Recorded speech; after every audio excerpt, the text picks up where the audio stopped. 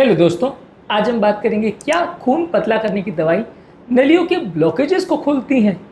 ये एक इंपॉर्टेंट लोगों के दिमाग में मिथ या भ्रांति रहती है। लोग अक्सर पूछते हैं कि मैं इतने टाइम से खून पतला करने की दवा ले रहा हूँ, मेरा ब्लॉकेज 80-90% है तो वो कम क्यों नहीं हो रहा। दवा तो मैं इतने साल से ले रहा हूँ, स्ट्रॉन्ग वाली दवा भी ले रहा हूँ। तो आपको ये समझने की आवश्यकता है कि ये खून पतला करने की दवाइयाँ नलियों के ब्लॉकेजेस को नहीं खोलती है, ये खाली ब्लॉकेजेस के ऊपर बनने वाले खून के थक्के को या क्लॉट को रोकती है। ये ना स्टेंट में रीब्लॉकेज को चांसेस को कम कर सकती है, ना बाईपास के बाद ग्राफ्ट के रीब्लॉकेज को चांस कम करती है, ना ही नलियों में बनने वाले कोई नए ब्लॉकेजेस के चांस को कम करती है। हाँ, ब्लॉकेज से होने वाले नुकसान या हार्ट अटैक या सडन इवेंट्स के चांस को कम करती है।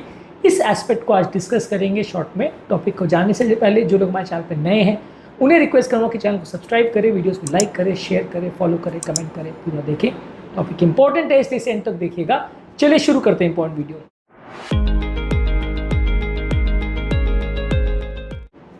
देखिए, जैसा कि मैंने डिस्कस किया, हम शॉर्ट में इस बारे में बात करेंगे कि जो खून पतला करने की दवाइयाँ हैं ये बेसिकली ब्लड के क्लॉट्स को प्रिवेंट करती है। जब प्लेटलेट नलियों में जाता है और अगर नली में मान लीजिए 70-80% ब्लॉकेज है तो वहाँ पे जो बची हुई 10-20% जगह है उसमें एक प्लेटलेट प्लग जाके बन जाता है, जिसकी वजह से हार्ट अटैक आता है।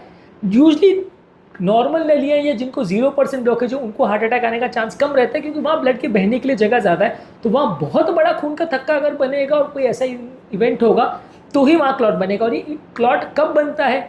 नॉर्मल नली में जहाँ ब्लड फ्लो होता रहता है वहाँ ब्लड आके बह जाता है। ब्लड जब तक स्लो नहीं होगा और जब तक किसी ब्लॉकेज के ऊपर की अगर लेयर डैमेज नहीं हो जाएगी, वो फट नहीं जाएगी, तब तक वहाँ क्लॉट नहीं बनता है। बेसिकली मतलब ये है कि किसी व्यक्ति को 40-50-60% अगर कुछ ब्लॉकेज है तो उसके ऊपर एक मेम्ब्रेन लेयर होती है जो कि ब्लॉकेज के अंदर जो खराब पदार्थ होते हैं उसको ब्लड के संपर्क में आने से रोकती है। ये मेम्ब्रेन एक प्रोटेक्टिव लेयर का काम करती है।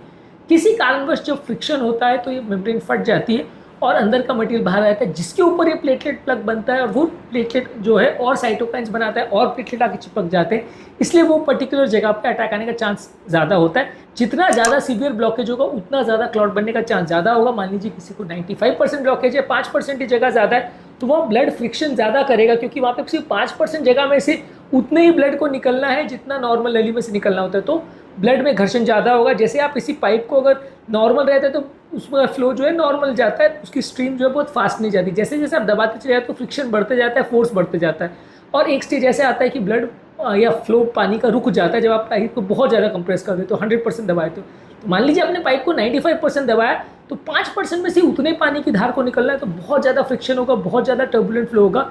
इसकी वजह से वो जो प्लाक के ऊपर की लेयर है वो फट जाती है पानी के फोर्स की या ब्लड के फोर्स की वजह से, जिससे कि वहाँ क्लॉट बनता है और अटैक आता है। इसलिए परसेंटेज ऑफ ब्लॉकेजेस बढ़ने के साथ अटैक आने का रिस्क बढ़ता है। ये जो खून पतला करने की दवाई है ये ब्लड के क्लॉटिंग टेंडेंसी और प्लेटलेट की चिपकने की टेंडेंसी को कुछ हद तक कम करती है। पूरी तरह ये उसको नहीं रोक पाती, लेकिन अगर किसी व्यक्ति को अगर 80-90% ब्लॉकेज है तो वो दवा से कम नहीं हो जाएगा। यदि आप ये मान के बैठे कि मैं खून पतला करने की दवा ले रहा हूँ इतने दिन से और मेरा ब्लॉकेज क्यों नहीं कम हो रहा, मेरा 80% ब्लॉकेज का 50% क्यों नहीं हो गया, तो ये सोचना पूरी तरह से गलत है, क्योंकि ये खून पतला करने की दवाई जो है आपके ब्लॉकेज के परसेंटेज को कम नहीं करती है।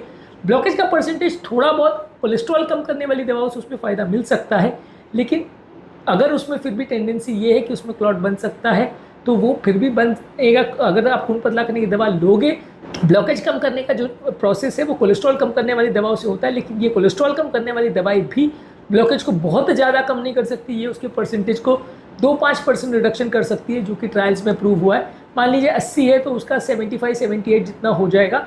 क्लिनिकली सिग्निफिकेंट कि बहुत कम हो जाएगा, 80 का 50 हो जाएगा, ऐसा यूजली नहीं देखा गया किसी भी स्टडी में किसी भी दवा से। इसलिए खून पतला करने की दवाओं से ये उम्मीद करना गलत है और ये सोचना कि अगर आज मेरे 3 ब्लॉकेजेस हैं वो 70-80% है और वो मैं दवा लेता रहूँगा तो वो 5 साल बाद या 4 साल बाद वो 20-30% पे आ जाएंगे, नली अपने आप खुलते चली जाएगी क्योंकि क्लॉट नहीं बन रहा है।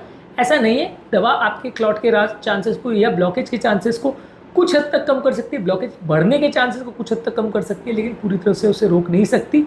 इनफैक्ट जो खून पतला करने की दवा है वो ब्लॉकेज बनने के चांस को भी उतना ज़्यादा फर्क नहीं करती, क्योंकि वो जो है ब्लॉकेज बनने का प्रोसेस वो कोलेस्ट्रॉल डिपेंडेंट होता है।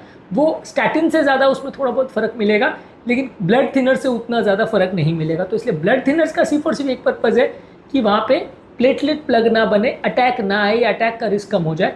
वो भी दवाइयाँ पूरी तरह से अटैक के रिस्क को कम कर दें या जीरो कर दें ऐसा नहीं होता, लेकिन हाँ कुछ सिग्निफिकेंट रिडक्शन आपको देखने को मिल सकता है। इसलिए आपको ये खून पतला करने के बाद देनी ज़रूर है, जितना ज़्यादा सीवियर ब्लॉकेज हो उतना ज़्यादा अग्रेसिव आपको देना पड़ेगा, उतना ज़्यादा दवाओं से अटैक के रिस्क में फ़ायदा मिलेगा, लेकिन पूरी तरह से ज़ीरो नहीं होगा। इसलिए दवाओं को देना आवश्यक है, लेकिन ये एक्सपेक्ट करना कि वो पूरा ख़त्म कर देगा ब्लॉकेजेस, ये पूरी तरह से गलत है। ये खून पतला करने की दवा दो तरह की होता है एंटी प्लेटलेट, जो प्लेटलेट के जो क्लॉट बनते हैं हार्ट अटैक वाले पेशेंट में उसको कम करती है, और एक होता है एंटी कोएगुलेंट, जो कि वहाँ पे फाइब्रिन के थ्रेड्स को बनने में रोकती है और ब्लड के क्लॉट खासकर जो वाल्व में होते हैं, वेंट्रिकल्स में होते हैं, या जिनको पाँव की नलियों में या पल्मोनरी एम्बोलिज्म में जो क्लॉट बनता है उस पर ज़्यादा असर करता है। हार्ट अटैक का रिस्क को कम करने में एंटी प्लेटलेट यानी एस्पिरिन, क्लोपिडोग्रेल, ये सारी दवाओं का ज़्यादा प्रयोग होता है। ब्लड क्लॉट को कम करने में एसिट्रोम, वारफरिन, डाबिगैट्रन, रिवारोक्साबैन, अपिक्साबैन, ये सारी दवाओं का प्रयोग होता है। दोनों का पर्पज अलग है, दोनों ही दवाएं खून को पतला करती है, लेकिन काम करने का तरीका अलग है। इसके अलावा एक अलग वीडियो में हमने ये भी बात करी कि ये जो स्टैटिन्स दवा है वो खून को पतला नहीं करती है, और कोलेस्ट्रॉल ज़्यादा होना और खून गाढ़ा होना ये दोनों सिग्निफिकेंटली अलग कॉन्सेप्ट है, ये दोनों सेम चीज़ें नहीं है। ये बिल्कुल मत सोचिए कि अगर किसी व्यक्ति का कोलेस्ट्रॉल ज़्यादा है तो खून गाढ़ा हो गया। खून गाढ़ा या पतला होना जो है ब्लड की थिकनिंग या थिनिंग प्रॉपर्टीज़ यानी क्लॉट बनने की टेंडेंसी के हिसाब से बोला जाता है।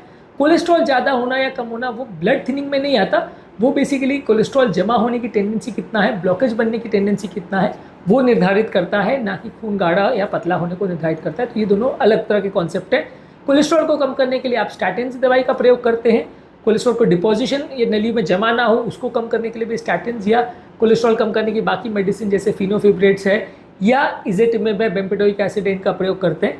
और खून को पतला करने के लिए एस्पिरिन, क्लोपिडोग्रेल, टिकाग्लोर, प्रासुगेल, ये सारी दवाओं का प्रयोग करते हैं। इसके अलावा बाकी लाइफस्टाइल चेंजेस आप कर सकते हैं। अगर खाने पीने में ध्यान रखते हैं, रेगुलर एक्सरसाइज करते हैं, संतुलित आहार रखते हैं, स्मोकिंग अल्कोहल को बंद करते हैं, वजन कम करते हैं, और अगर ब्लॉकेज हो जाए तो फिर उसका प्रॉपर ट्रीटमेंट करना पड़ता है, यानी उसमें स्टेंट डाल के ब्लॉकेज को क्रश करना पड़ता है ताकि ब्लड का फ्लो नॉर्मल चालू हो जाए और ये मेम्ब्रेन रप्चर होने का या क्लॉट बनने का प्रोसेस कुछ हद तक कम हो जाए। या तो आप बाईपास सर्जरी करते हैं फिर जिसमें कि वो ब्लड वो नली से बहना ही बंद हो जाता है, दूसरी जगह से आना चालू हो जाता है, तो उससे भी क्लॉट अगर बने या नहीं बने फ़र्क पड़ना बंद हो जाता है और व्यक्ति का हार्ट लंबे समय तक ब्लड सप्लाई उसमें कॉम्प्रोमाइज़ नहीं होता है। तो ये प्रोसीजर्स हैं जो गारंटी दे पाएंगे कि आपका ब्लॉकेज खुल जाएगा। दवाइयों का भरोसा आप इस मामले में एटलीस्ट अभी तक तो नहीं कर सकते। अभी तक मेडिकल साइंस में जो दवाएं अवेलेबल है वो ये गारंटी तो नहीं कर सकती कि एग्जिस्टिंग ब्लॉकेज को कम कर सके। आज के टॉपिक में हमने बात करी कि क्या खून पतला करने की दवाई नलियों के ब्लॉकेजेस को कम करती है। आज के टॉपिक में हमने बात करी क्या खून पतला करने की दवा नलियों के ब्लॉकेजेस को कम करती हैं।